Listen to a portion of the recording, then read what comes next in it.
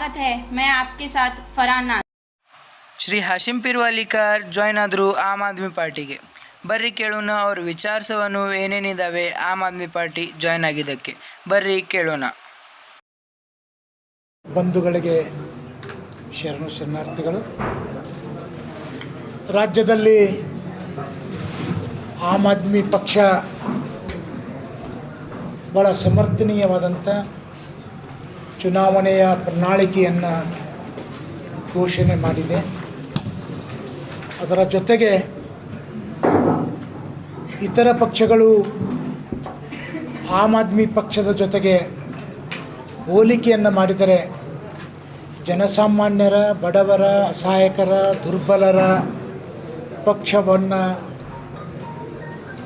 ಈ ಪಕ್ಷ ಮಾತ್ರ ಅವರ ಕಡೆಗೆ ಗಮನವನ್ನು ಕೊಡಲಿಕ್ಕೆ ಸಾಧ್ಯ ಇದೆ. ಆ ಕಾರಣಕ್ಕಾಗಿ 20 ವರ್ಷಗಳಿಂದ ನಾನು ಕಾಂಗ್ರೆಸ್ ಪಕ್ಷದಲ್ಲಿ ದುಡಿದಿದ್ದೆ. ಇವತ್ತು ಆ ಪಕ್ಷವನ್ನು ಬಿಟ್ಟು ಈ ಪಕ್ಷಕ್ಕೆ ಸೇರಲಿಕ್ಕೆ ಮೂಲ ಕಾರಣ ಏನು ಅಂದರೆ,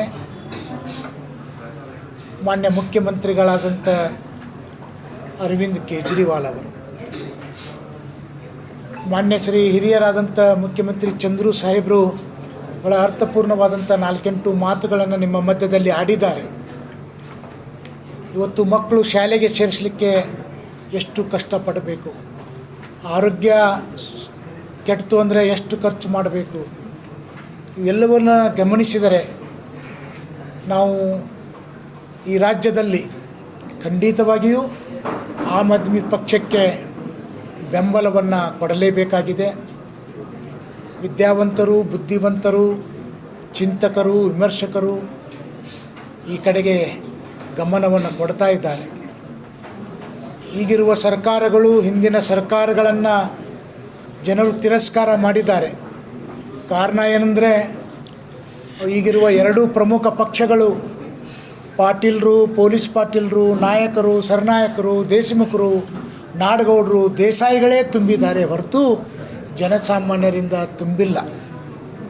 ಆ ಕಾರಣಕ್ಕಾಗಿ ನಾನು ಬಹಳ ವಿಚಾರ ಮಾಡಿ ಈ ಪಕ್ಷದ ಘನತೆ, ಗೌರವ, ಮೌಲ್ಯ, ಪ್ರಾಮಾಣಿಕತನ, ಬದ್ಧತೆ, ಬಡ ಜನರ ಜೊತೆಗೆ ಹೊಂದಾಣಿಕೆ ಆಗ್ತಕ್ಕಂಥ ಅನೇಕ ಪ್ರಣಾಳಿಕೆಗಳನ್ನು ಗಮನಿಸಿದಾಗ ಇದು ಭಾಳ ಪ್ರಮುಖವಾದಂಥ ಒಂದು ಸಿದ್ಧಾಂತವನ್ನು, ಗುರಿಯನ್ನು ಇಟ್ಟುಕೊಂಡು ಹೋದಂಥ ಪಕ್ಷಕ್ಕೆ ನಾನು ಖಂಡಿತ ಸೇವೆಯನ್ನು ಸಲ್ಲಿಸಬೇಕು ಅನ್ನುವಂಥ ಹಂಬಲ, ಇಚ್ಛೆ, ಆಶೆಯಿಂದ ನಾನು ಈ ಪಕ್ಷದಲ್ಲಿ ಸೇರ್ಪಡೆಗೊಂಡಿದ್ದೇನೆ.